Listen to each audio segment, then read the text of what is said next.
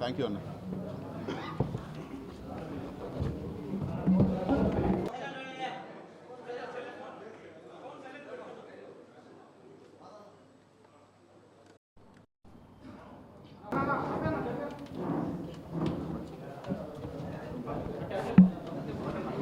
ఈరోజు ప్రజా సమస్యలన్నీ కూడా గాలికి వదిలేసి ఒక డైవర్షన్ పాలిటిక్స్, అదేవిధంగా ఒక కక్షపూరితంగా వ్యవహరించే రాజకీయాలు ఈరోజు రాష్ట్రంలో జరుగుతూ ఉన్నాయి.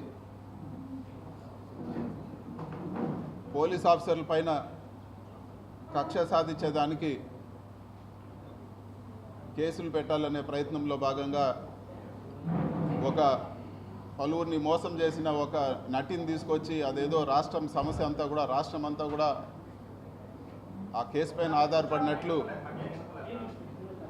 మన రాష్ట్ర ప్రభుత్వం వ్యవహరిస్తూ ఉంది. కానీ వాస్తవంగా వర్షం పడుతుంది, భారీ వర్ష సూచన ఉందని చెప్పే హెచ్చరికలన్నీ కూడా గాలికి వదిలేసి ఈరోజు విజయవాడలో ఇంత ఘోరమైన పరిస్థితి, ఈరోజు ప్రజలందరూ కూడా ఇబ్బంది పడుతూ ఉన్నారంటే ఈ డైవర్షన్ పాలిటిక్స్ పైన పెట్టిన దృష్టి ప్రజలపైన పెట్టలేదని చెప్పి కూడా నేను తెలియజేస్తా ఉన్నాను. అన్ని ఫైల్స్ ఆన్లైన్లో ఉన్నా కూడా మదనపల్లిలో ఏదో కాలిపోయింది, ఏదో అయిందని చెప్పి సంబంధం లేని విషయానికి హెలికాప్టర్ పంపించి దాన్ని ఏదో ఒక సెన్సేషనలైజ్ చేసి అదేదో ఒక సమస్యలాగా సృష్టించారు. అదే హెలికాప్టరు ఈరోజు వరద సహాయ చర్యలకు ఎందుకు పంపించలేదని చెప్పి కూడా నేను ఈరోజు ప్రభుత్వాన్ని నిలదీస్తూ ఉన్నాను.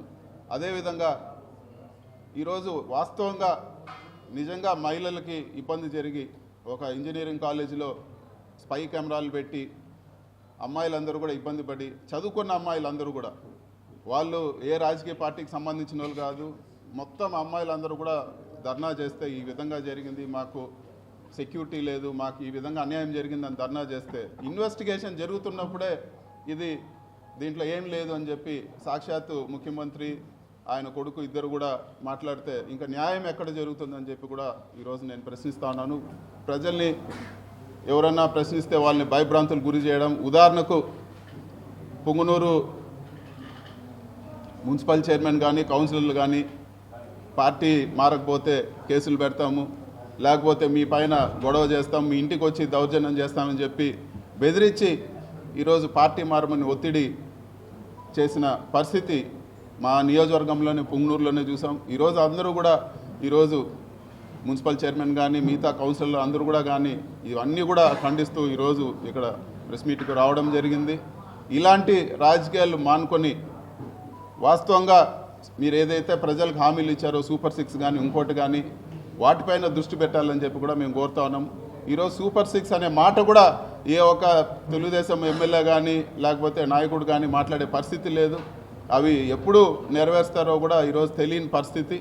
ఇచ్చిన హామీలన్నీ కూడా గాలికి వదిలేసి ఈరోజు పూర్తిగా కక్ష సాధింపు లేదా డైవర్షన్ పాలిటిక్స్ పైనే ఈరోజు ఈ ప్రభుత్వం నడుస్తోందని చెప్పి కూడా నేను తెలియజేస్తాను. ఇలాంటివన్నీ కూడా ఈ కక్ష సాధింపు చర్యలన్నీ కూడా మానుకోవాలని చెప్పి కూడా నేను కోరుతా ఉన్నాను.